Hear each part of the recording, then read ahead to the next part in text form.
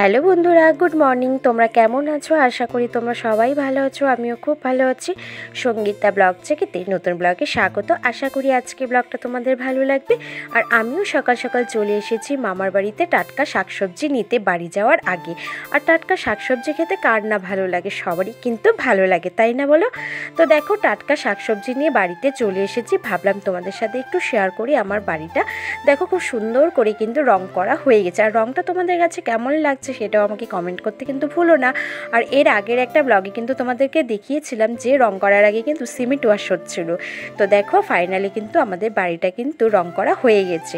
তারপরে খাওয়া দাওয়া করার পরে কিন্তু রেস্ট নিয়ে তারপরে বের হয়ে গেছি বাড়ি যাওয়ার উদ্দেশ্যে, মানে শ্বশুরবাড়ি যাওয়ার উদ্দেশ্যে। এখন ঘড়িতে বাজে হচ্ছে 3:30টার মতো। তো টোটোতে কিন্তু চেপে গেছি আর রাস্তা দিয়ে এখন যাচ্ছি। এখন যাব হচ্ছে আমরা শান্তিপাড়া বাস স্ট্যান্ডে। ওইখান থেকেই কিন্তু গাড়িতে উঠতে হবে। আর বাড়িতে গিয়ে কী হচ্ছে না হচ্ছে সমস্ত জিনিস কিন্তু তোমাদের সাথে শেয়ার করব। তো চলো আমার সাথে থাকো আর দেখতে থাকো কী হচ্ছে না হচ্ছে। বাস স্ট্যান্ডে চলে এসেছি, এসেই দেখো গাড়িতে চেপে পড়েছি। তো এখনও বাস ছাড়তে একটু 5 মিনিট লেট আছে, কারণ আমরা অনেকটা আগে চলে এসেছি। ওই 4টার দিকে বাস কিন্তু ছাড়বে। বাড়িতে চলে এসেছি, এসেই দেখো ধমাধম কিন্তু মশলা করে নিয়েছি। আজকে রাতে করব পিকনিক দেশি মুরগির দিয়ে।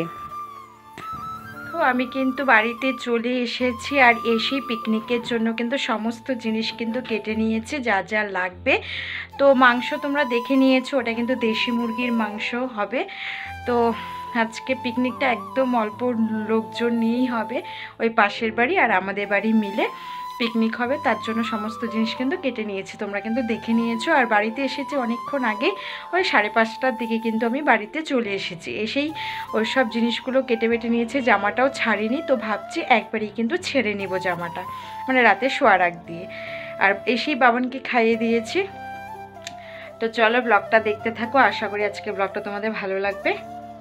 এদিকে দেখো, রান্না কিন্তু অলরেডি বসে গেছে। আর উনানের রান্না খেতে কিন্তু খুবই ভালো লাগে, তাই না বলো? তো উনানের রান্নার যে কোনো জিনিসই কিন্তু খেতে ভালো লাগে। আর এদিকে দেখো মাংসটাও হয়ে গেছে আর সবাই মিলে আগুনও তাপাচ্ছি আর রান্নাও কিন্তু হচ্ছে। এদিকে বাবানের পাপা, ভাই আর পাশের বাড়ি এক দাদা রান্না করছিল মাংস। পাশের বাড়ির দাদা না মাংসটা খুব সুন্দর রান্না করে, তো তাই বলেছিলাম পাশের বাড়ির দাদাকে একটু মাংসটা রান্না করতে। চলো ভালোভাবে একটু হাতা দিয়ে তোমাদেরকে দেখিয়ে দিই দেশি মুরগির পাতলা ঝোল। আর দেশি মুরগি খেতে কার কার ভালো লাগে পাতলা ঝোল, সেটাও আমাকে কিন্তু কমেন্ট করতে কিন্তু একদমই ভুলো না। কিন্তু রান্নাবান্না কমপ্লিট হয়ে গেছে, এখন দেখো সবাই কিন্তু খেতে বসে পড়েছে। আর এদিকে পাশের বাড়ি বৌদি হচ্ছে সবাইকে খেতে দিচ্ছে, ওদিকে সবাই দেখো খেতে বসে পড়েছিল। আর আজকের ব্লগটা এই পর্যন্তই। যদি ভালো লেগে থাকে অবশ্যই একটা লাইক করো, কমেন্ট করো, শেয়ার করো, সাবস্ক্রাইব করো, পাশে থাকা বেল আইকনটি কিন্তু হিট করে দিও। আজকের মতন টাটা, দেখাবে অন্য কোনো